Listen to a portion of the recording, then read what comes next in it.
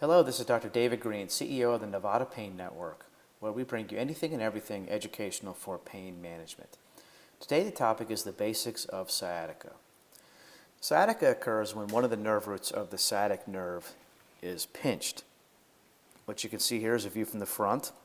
The sciatic nerve is actually a combination of three nerve roots on both sides, L4, L5, and S1. They come off of the spine and then they come together, and that forms the sciatic nerve that comes down the leg. At any one point in time, 1% of the population, sometimes 2%, are suffering from sciatica, and the most common reasons are either a herniated disc, pinching on a nerve root, or spinal stenosis.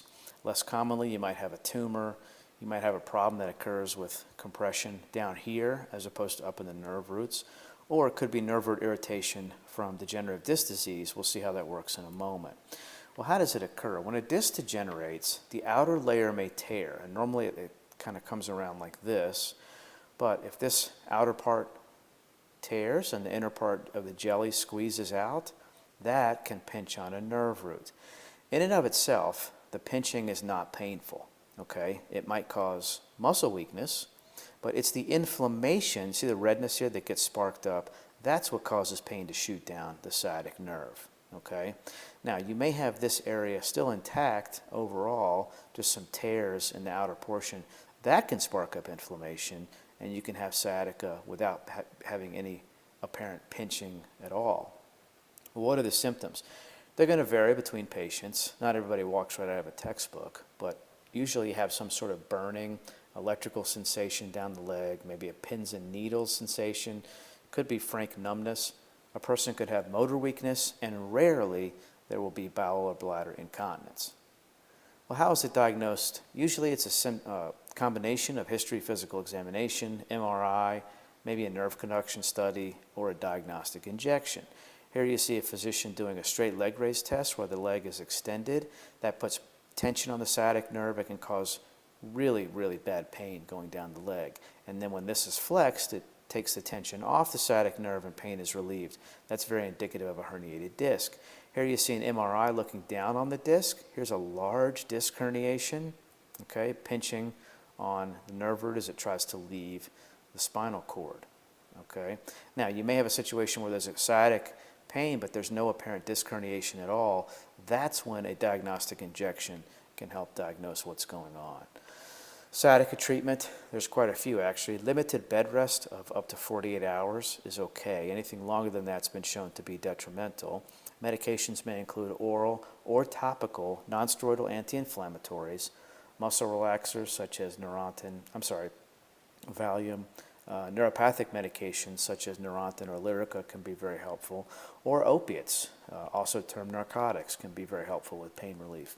Physical therapy and or chiropractic treatment can help a lot with unpinching nerve roots. This also may include electrical stimulation and ultrasound. TENS units, such as you see here, they're about the size of an iPod. They're battery powered. They have little foam pads that go on the skin over the area of pain, and they emit a slight electrical impulse through the skin that can alter the way the brain perceives pain signals. Acupuncture has been shown to be very helpful. Spinal decompression therapy is an intermittent spinal traction treatment that's been shown to be over 85% effective for pain relief. And here you see an epidural injection, which puts steroid and numbing medicine. It bathes the area of where the disc is pinching the nerve root, and it can give pain relief for weeks to months. And it can be repeated. Usually it's a series of 3 injections over a period of 6 to 8 weeks, and then it can be repeated a few months later.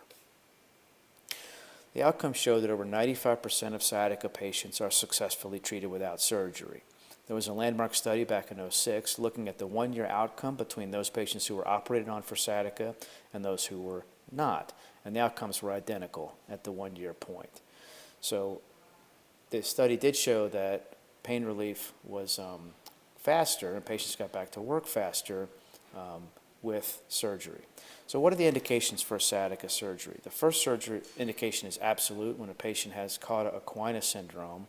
They actually need surgery within 24 hours and it's an absolute emergency. A relative indication is when a patient has muscle weakness. They may have surgery probably within 6 to 12 weeks because it's unsure if you continue to watch it if the patient is going to never get better, even with a technically perfect surgery. And then there's the elective indication where if a person has 6 to 8 weeks of considerable non-operative treatment, if it's just not working and the pain is ridiculous, surgery is indicated. The top pain management clinics in Nevada are with the Nevada Pain Network. They offer a one-stop shop with comprehensive pain treatments, including chiropractic treatment, board-certified pain management, including both medical and interventional treatments. They accept over 50 insurances at several locations. They've won the Patient's Choice Award 5 years in a row. The number to call is 702-323-0553, and visit us on the web at painmanagementlasvegas.com. I'm Dr. David Green with the Nevada Pain Network. Your pain stops here.